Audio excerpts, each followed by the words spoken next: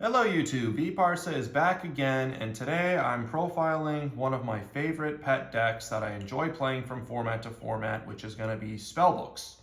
So I love playing Spellbooks because most of my time playing Yu-Gi-Oh! I have gravitated towards Spellcaster themed decks, whether it's Gravekeepers, Shaddolls, Dogmatika, more recent times White Forest. And Spellbooks are obviously a deck that's meant to support spellcasters, and it adds generic spellcaster support. And in this deck, it's going to be Spellbooks with Dogmatika and Shaddolls.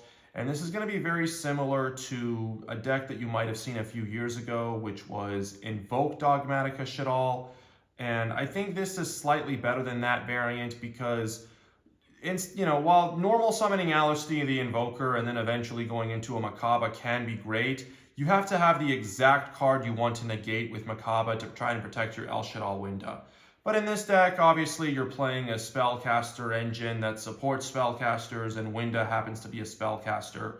And the reason we're playing Winda, by the way, is there's no surprise to it. Jowgen, the Spiritualist, got banned, and Jowgen was this deck's win condition. Now, thankfully, Winda is an easy replacement, but the deck had to be completely rewritten in how I built it because I actually have to special summon in combo now. So cards like Pot of Duality and cards like Time Tearing Morganite, those are cards I've played in my previous build that I don't play anymore. But regardless, this is a deck I enjoy playing. And it is just something to be played for fun, so just understand that. We're in a bit of a limbo format until we get our next set, Alliance Insight. So if you want to play something for fun and you want to try this out, go ahead. But please understand that you're probably going to lose to like a Drollin Lockbird. You're probably going to lose to once your opponent has started side decking against your strategy. Or you may go up against a strategy where El Shaddoll window really isn't much of a win condition. So if you have those awkward matchups, you have those awkward matchups. For the most part, this deck is built to punish special summon themed decks. So without further ado, let's get into it. So it's a 40 card main deck. So starting with the Spellbook engine, it's going to be 3 copies of Spellbook Magician of Prophecy, or as most of the Yu-Gi-Oh player base has come to know it as Little Blue Boy. Then 3 copies of Spellbook of Secrets. So these are the only cards you want to max out because they are your starters. They both do the same thing. They add a Spellbook card except for themselves. And Blue Boy actually will get his effect whenever he's flipped as well. And then 2 copies of Spellbook of Knowledge. 2 is just fine. You can always copy the effect with another card as well. And keep in mind, sometimes these Spellbook cards aren't good on their own. They do have to have a spellcaster to combo with. So they can be dead draws. So you really want to minimize them as much as possible unless they're starters. 1 Spellbook of Power. So this is the best Spellbook to see outside of turn 1. It gives your spellcaster a 1000 boost, and it'll search a spellbook card after your monster has destroyed their monster by battle. And then Spellbook of Eternity to add back your banished spellbook cards. And then Spellbook of Master to copy any of the other spellbook cards that you see here.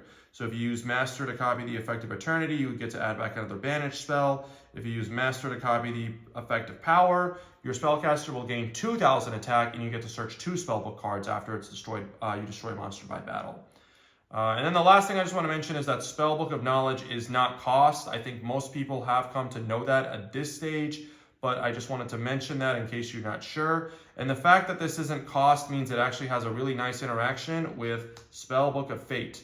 So Spellbook of Fate is the whole reason I love playing this deck, because Fate's third effect does not target. Really none of them target, but you're really using the second and third effect. And there's another card we play in here, so for the most part you're going to be playing with the third effect here. And one of 2 things are going to happen. Either you activate it and your opponent knows what Fate does. They'll maybe say, like, what's the target out of habit? And when you tell them it doesn't target, then you can just visibly see how uncomfortable they get knowing that they're going to lose a card and there's not much they can do about it. So they start activating their effects preemptively. Or maybe they don't know what it does, and then you decide what's going to get banished, and then they're like, chain, and you're like, nope, you can't do that. It's too late. The card's resolving now. And the interaction I was talking about is that since Knowledge does not send for cost, if you activate Spellbook of Knowledge as Chainlink 1, and then let's say your opponent doesn't ash it, then you activate the effect of Spellbook of Fate as Chainlink 2. Spellbook of Fate is going to then resolve and stay face up on the field because that's how Yu-Gi-Oh! Mechanics work. Cards don't leave the field until they have finished resolving. And then Knowledge can send the Fate that's already resolved to the grave in order to draw 2 cards. So just a cool little neat interaction there. And then just to kind of round up the spellbook cards, Grand Spellbook of Tower. So this recycles your engine and gets you an extra draw every turn. And that's part of the reason I love playing this deck and this engine over other control decks, because other control decks, you're just waiting to see unsearchable cards like Heart of Demise, Pot of Extravagance. But in this deck, your engine cards are great and the wheels keep churning. They never stop. You always keep your card advantage going. And then Spellbook of Life. This card was so hard to find. This card has 1 printing and it is moderately expensive for its rarity. But Life is important because you're going to get access to Maximus in multiple ways, and one of which is you send it to the grave and then you can revive it with this. And then Spellbook of Wisdom to protect your window from spell or trap effects, which again goes back to what I was saying about why I feel like this version is better than that Invoke Dogmatika Shaddoll deck, because your engine is meant to protect spellcasters. Fate is meant to protect your window by battle, and then Wisdom is meant to protect your window by card effects. So maybe your opponent goes Imperm, you chain Wisdom, call traps. Your opponent activates Dark Ruler no more, you flip Wisdom, call spells. So lots of different things you can do. And then to just kind of round it up, Spellbook Star Hall to boost your spellcasters by 100 each. And then Spellbook of Judgment. So this card is not as good as it used to be now that Jowgen is banned. Half the times I don't even really resolve this card. It's just there in case your hand allows you to resolve it. And it's mostly just for the adding effect. I mean, every now and then you can summon Ecclesia, but really you're just adding and the summon off of the deck doesn't matter anymore. But just stay tuned. We are getting apparently a new level 4 spellcaster that will make normal summons turn into a 1-card tribute summon. And then an honorary spellbook card, in my opinion, is going to be Book of Moon, or as I like to call it, Spellbook of Moon, because this card, aside from obviously just having book in its title, really fits this deck well because your blue boy, like I said, he can get his effect whenever he's flipped as well. So maybe you already have a blue boy on the field that wasn't already summoned or didn't just attack. You can use this on your blue boy and then flip it up and get a spellbook search. So you can basically swap this out for any other spellbook card that you want. And then obviously it's good interruption on your opponent's turn as well to protect your window, to protect your cards and make sure they resolve past an effect veiler. So, and then that is it for the spellbook engine. So let's get into the Dogmatika engine. All right, so Dogmatika engine's pretty straightforward. This is a spellbook deck with a Dogmatika engine to support it, not really the other way around. So it's just going to be small in number, 2 Ecclesia, 1 Maximus, 1 Fleur-de-Lis. Ecclesia is not needed, 3, 2 is fine. And then obviously the 3 Nadir Servant, and then the Dogmatika Punishments to just protect your window or however you want to play it. So the Maximus obviously is how you're going to get to window. I guess we can just throw in the Shaddoll Schism as well as part of this package. And Maximus, you don't have to only strictly see it with Ecclesia. You don't only have to strictly see it with Nadir Servant, because we also play a Magician Souls package. So 1 Illusion of Chaos to search your 2 Magician Souls, and then the 2 Preparation of Rites to search your Illusion of Chaos, which can search your Magician Souls. So this is a great ratio in my opinion, because if you happen to see this and this, you can just ditch this with Magician Souls in order to get a draw. And Magician Souls, of course, is great to get rid of dead cards in your hand, and you will sometimes have dead spellbook spells in your hand. And then you can dump this with you can dump Maximus for Magician Souls, and then you can revive Maximus with Spellbook of Life. So you have plenty of ways to get to Maximus, which just adds to that synergy that, in my opinion, is better than the invoked version of this deck. And then 3 copies of Upstart Goblin just to add more consistency, and to add to the spell count of Spellbook of Judgment if you happen to resolve it. And then finally, Rivalry of the Warlords, just because this deck is all spellcaster, and maybe you just want an additional floodgate on the field. And of course, it's not bad going second either. because it can help break established boards. So maybe against a deck like Malice, sure, they're all cybers, but they do, for example, link into the Link to Lizard the lizard monster that's a reptile. So then you can flip Rivalry, now they're locked into reptiles, except the rest of the deck isn't reptile. So against Ryziel, they have a mixture of Pyros and Thunders. List goes on and on. So that's it, 40 card deck. Extra deck really doesn't matter. I mean, you have the Shaddoll package. Construct's in here. I typically summon Construct as a last resort, but you can make it. So Winda's the primary thing you want to summon. And if Winda goes to the grave and you want something else to push damage with, then you can just summon Construct because, of course, your Dogmatika cards are dark. Then just your Link 1s to help get cards in the grave. So your Artemis, just to have an extra deck monster on the field for Ecclesia to get summoned.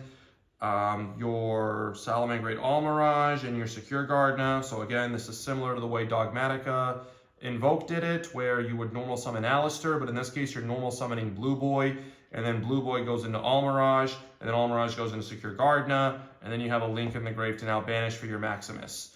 So Artemis, you mainly want to go into this with Magician Souls, because Magician Souls will be special summoned, not normal summoned. So you can't do this package with Magician Souls. Then for the cards you actually will go into frequently is going to be Crowley. So this is your Link 2 that will get your engine started if you need to. And then of course Artemis. So if your opponent deals with the Winda and you happen to survive a turn, you can link into Artemis, and then Artemis just keep reviving your Winda again and again and again. And then also this is a great way to turn off your own Winda. So maybe you have a Winda on the field, you can just link all of them into Artemis. And now you can special summon as many times as you want, even though this deck doesn't really do that. And then you can just summon a Winda on your opponent's turn. It will be in defense mode, but again, you do have cards to help protect your cards, your spellcasters. And then for the cards you don't really go into, they're just in here for Nadir Servant or Maximus or Dogmatika Punishment. So the Link 5 Tri-Brigade monster, this is just to get over bigger attack position monsters like Blue Eyes White Dragon, for instance. And then the 2 copies of Garura, so this will send Garura. And then Nadir Servant with Garura is basically like Engage, you get your search and an additional draw. And then Packbit, and then the 1 copy of Ents, just for additional popping after you resolve your Dogmatika Punishment. The Titaniclad to just perhaps get a extra card on the field, and then, or in your hand for follow-up. And then this is supposed to be a Totally Awesome. I can't find my Totally Awesome. I think I might be lending it to somebody right now. But Totally Awesome, of course, you can send it to the grave and then you get your Blue Boy back. So lots of ways to keep your engine going and keep your card advantage going. All right, side deck. I'm not really going to talk too much in depth about my side deck. I'm just going to mention some things you might find interesting or things you obviously have to play. So 3 copies of Solemn Judgment, just because this is a back row deck. And once your opponent knows you're just playing a back row deck, they're probably going to start siding in cards like Evenly, Lightning Storm, Feather Duster, so on and so forth. Then 3 copies of Shaddoll Fusion and the 2 Shaddoll monsters, because again, we are playing a Shaddoll engine in the extra deck, and this is mostly just for going second, and these 2 are great to send off of this. So it's just an option. So far, I've never gotten to the Shaddoll Fusion, but it's there if you need it to be to help break boards. So the rest of the side deck, I mean, you build your side deck however you feel like it's appropriate for your locals. I just wanted to show off these cards to show some options you may want to consider. So that's it for the deck profile, guys. Thank you for watching. Again, this is just a pet deck. I love playing it. Maybe you will too. If you wanted to try it out and you're kind of bored of the format and you just want to try something fun while we're in that in-between phase where the meta is going to get more established again, try it out. Let me know if you have any other suggestions. One thing I want to try to work on now is trying to invert this deck to where the Spellbook engine is just meant to support your Dogmatika engine, and it's mostly a Dogmatika deck. But that's a future project down the road. So again, thank you for watching. Subscribe, like the video. Have a great day.